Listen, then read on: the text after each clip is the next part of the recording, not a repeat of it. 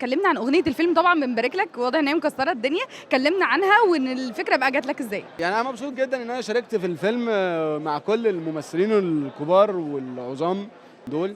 باحب حسين فهمي جدًا، باموت في أحمد حاتم، حمزة العيري باحبه جدًا، يعني كل الصُناع دول أنا مبسوط إن أنا كنت جزء من العمل ده، ومبسوط إن اسمي هيتكتب جنب الناس العظيمة دي. شُفنا مشكلة مع مسلم وطبعًا فيها جدل كبير، إيه رأيك في الموضوع ده؟ أنا شايف إن يعني أنا وجهة نظري أنا المتواضعة جدًا اللي ما ليش دعوة بأي حد ما ليش دعوة بالقضية.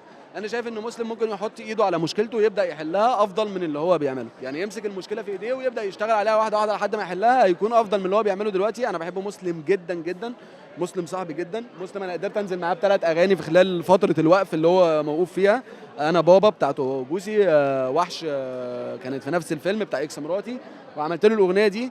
دايما بحاول اكون جنبه وعشان اعمل معاه اغنيه بعدي على ناس كتير قوي، احل معاهم مشاكل كتير واستاذنهم عشان يكون موجود. يعني فرايي مش ان انا ضد مسلم، لا بالعكس انا معاه جدا، بس نفسي ان هو يمسك المشكله في ايده ويبدا يشتغل على حلها. طب كلمنا عن ترشيح أغنية ليك للجرامي، أنت بتطلع العالمية ما شاء الله. ترشيح الجرامي انا مبسوط جدا، يعني انا مبسوط جدا بترشيحي للجرامي. ما كانش في بالي الموضوع فاهماني، بس طالما ترشحنا يبقى في يوم من الايام هنحققها، طالما ربنا بعتها في طريقنا يبقى ان شاء الله في اغنيه مصريه هتحقق الجرامي، وان شاء الله اكون جزء من صناعتها. بعد تعاونك مع منير وأصالة وعمرو دياب، إزاي بتشوف بعدها إن أنت بتتعاون مع مغنيين مهرجانات؟